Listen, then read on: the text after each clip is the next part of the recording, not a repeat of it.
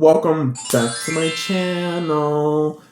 New location, new video, new everything. Like the title says, we are getting into it. Games. Oh wait, I mean, Squid Game? I've never seen a squid, but we're gonna get into it. We're gonna start with episode 1, Red Light, Green Light. And the episode begins with a character named Gi-hoon, who's off at the horse track racing place where they bet, and they gamble, and he has a gambling problem. It's quite evident he has a gambling problem. His mother gave him money to celebrate his daughter's birthday, but instead he took that and asked for more money, and then she gave him more money, and then when she left, he went and took her credit card. He took her credit card and went to go withdraw more money to go gamble, and it turns out that he didn't even know the passcode to the credit card because he thought it was his birthday. He thought it was his mom's birthday, and it turns out it was his daughter's birthday. So then he withdrew the money, took it out, and then went to the horse track, bet, and then he won an amount. He won, I forgot how much he won, but he won a significant amount. And then next thing you know it, he gets chased down by these loan sharks, and then he bumps into this lady. Keep in mind, remember this lady, because we're going to fast forward to her. He bumps into this lady, and then as she falls to the ground with her drink, he puts his cigarette out, because he was smoking a cigarette after winning the race, and he puts it out in her drink. Trash. I know. Gi-hoon, you trash. And then he puts it out in her drink, and then it turns out he won 4 million won, which is like a decent amount of money. And then it turns out when he got the money, after being chased down by the men, it fell out his pocket, because his pocket and his suit had a hole. And then he blames it on the woman he bumped into for stealing his money.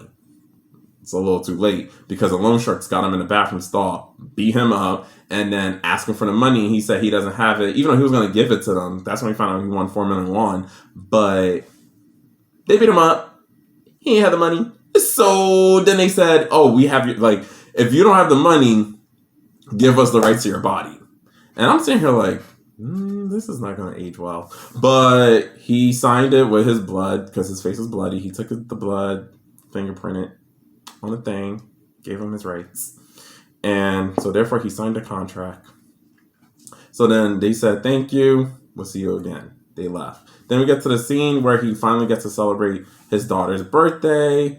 Don't know how he got the money. I don't know where. That's a good, like, that is a good point. Now I'm realizing he lost all his money, but still somehow got, I don't even know. Oh, he withdrew $10 from the vending machine in the beginning of the episode. And then he kept that $10 because he knew no matter what happens, he has $10 to spend on his child or any necessities. So yeah, he had $10. They had spicy tteokbokki, and then he got her a gift. And this gift was a very unusual gift you gift to a little child. He gave her a gun. I made the same face his daughter made. By the way, his daughter's name is Ga-young, and she was like, did this mofo just give me a gun? Like, so he goes to her and says, protection, you know, once discrimination against women is over, men and women can hold guns. He was really trying to justify giving his small child a gun. And then as she takes it, she tried to like have her, she go, I guess. And you know, I love how she pointed it at her father. That's how you know she is tired of his nonsense. She points it at him. And he takes it and shows her it was a lighter. So, and then she goes, it would have been better if it was a gun. Now she wishing she had a gun for her birthday. But then it was a lighter. She looked at it. He looked at it. She didn't take it. She didn't take it. So then that's when the father told her, your next birthday, I'll give you a better surprise. And then she, you know, excited because any small child, you know, you tell them empty promises. Yes, I'm going to say it's an empty promise because Gi-hoon, you ain't ish for giving your daughter a gun lighter. So then he kept it. So he kept the gun ultimately, and then takes his daughter back to her mom, and then the mom was complaining because he babies his daughter, so he was piggyback, like he was having her on his back to go back home. And then the ex-wife was angry because she feels that he babies her too much. And then he was like, well, she's tired. She'll never do anything if you just keep babying her. And I was like, she a small child. Like, you could carry them while you still can. Because when she's like 12, 13 and older, you can't do that. So I'm pretty sure an older child will know. Right now, she's like 8. Let her live. So the mom took the daughter and then told the father, told Gi-hoon, he's worth nothing. He was a good for nothing, bad father. Didn't even give her anything for her birthday. And then we go off with that. Then we get to the next scene where Gi-hoon is now at the train station to go back home. And he was feeling real down on himself because he has no money. He lost all the money he gambled and he had no money. So then we get a mister in a suit. You know, the one that, so he low-key went viral. Mr. in the suit appears. It low-key gave me MLM vibes, like multi-marketing, like scamming vibes. And he walked up to him and then he asked him if he'd like to play a game. Gi-hoon looks at the man and go, I forgot what he said. I think he said no. He said no. The man was like, well, in this game, you can win money. And he knew Gi-hoon needed money because he knew Gi-hoon was in debt. He knew that he was a chauffeur. How did he know this information? I don't even know. I'm guessing it was from that contract he signed from the loan sharks. And it turns out the loan sharks, keep that information for later because I feel like I'm going to spoil it. I'm going to keep that for later. Gave his information to the loan shark, so now they know his info because the guy in the suit, Mr. MLM, came up to him and said, you're a chauffeur in debt. You need money. I got you. Let's play a game. Dachi. So then Gi-hoon plays. So they had to it's a traditional old game where you hit the card, like there's 2 folded papers and you hit the other paper so it can flip over. And when you hit the paper and it flips over, you win that round. So the ultimate goal is for Gi-hoon to keep flipping the other guy's paper over. So therefore he can win, good money. He was getting 10,000 won. No, it was 100. He got $100 for every flip over. And so it went both ways. If Mr. MLM flips his over, Gi-hoon gives him $100. And if Gi-hoon flips his over, he gets $100. So then when Gi-hoon couldn't flip his over, the man flipped his over. Gi-hoon owed him $100. So then he said to Gi-hoon, where's my 100,000 won? Which translates to $100. And he looked at him and go, I have no money. So then he says, okay. And he slaps him. Like, I sat there, I was like. And then he told Gi-hoon, for every slap is $100. So then Gi-hoon agreed. So they kept playing and playing. Gi-hoon kept losing and losing and losing and losing. And then he just kept getting slapped and slapped and slapped. To the point that Gi-hoon lost track of what the real game's about. So then when Gi-hoon finally got his to flip over, he wanted to slap the man and the man was like, stop, and gave him 100,000 won. For the transparency of this video, we're gonna just translate to what the equivalence of the value, because 100,000 won, people gonna be like, oh wow, I would definitely do that. But then my real subscribers who are from Korea will be like, 100,000 won, that's nothing. So we're going to say $100 because it was $100. So when Gi-hoon won, he literally lost track and tried to slap the man. And then the man was like, here's $100. And then the game kept going and Gi-hoon kept winning and winning and winning. And then that's when the man said, hey, would you like to play a game? And then Gi-hoon was like, you know what? I keep winning. Yeah. So then he goes, not this game. It's another game. So he gave him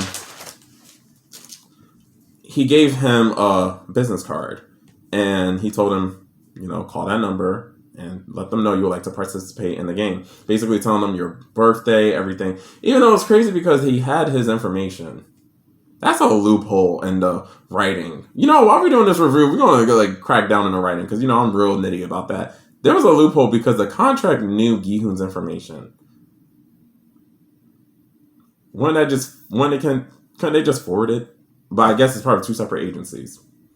That man was really from the loan shark, and he's just a third-party recruiter for the Squid Games, I guess. Who knows? So then we get to the scene where Gi-hoon comes home, and then he was kind of disappointed because he had no money, and his mom could tell because he lost it all to gambling. And then Gi-hoon was just down, and his mom was saying, hey, I don't want you to lose your daughter because that's my granddaughter. So, like, she read somewhere in Law 101 on Naver Cafe that you can get your custody of your daughter if you provide to the courts that you have your own income. Sounds easy.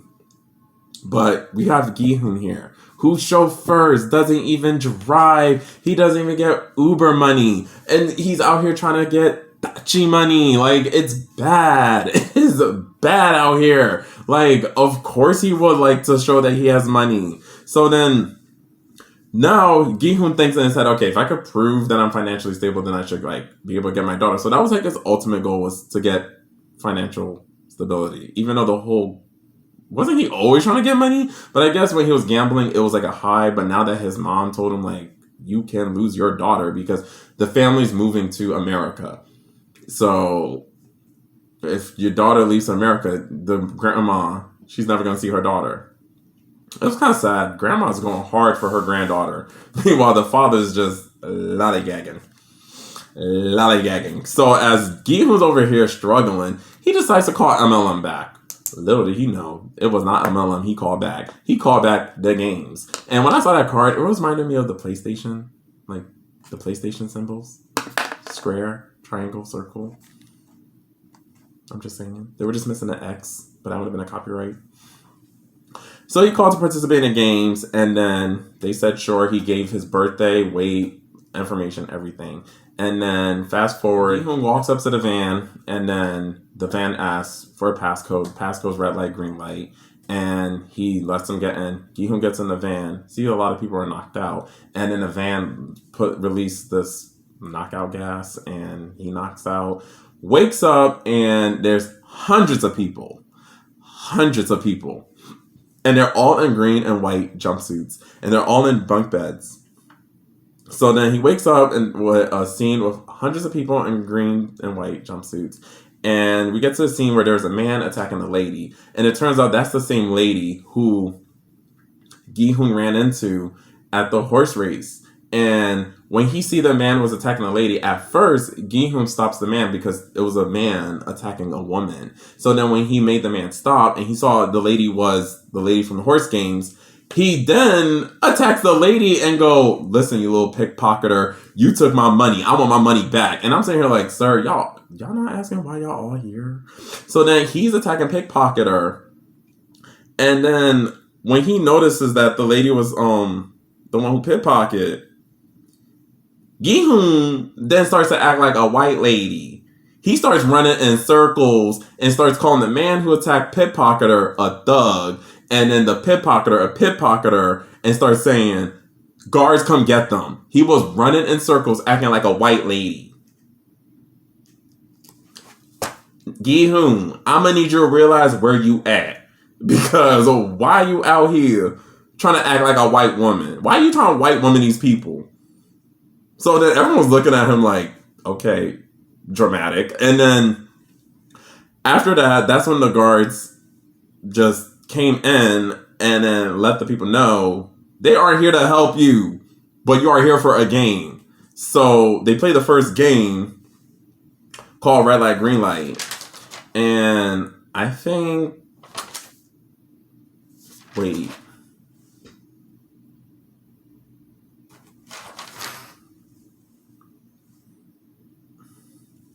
So we get to the scene where the guards came. They let Gi-hoon know we are not the police. They are far from it. They are here to facilitate a game. And then that's when they told them, we're going to begin the first game. Everyone's here for a reason to earn.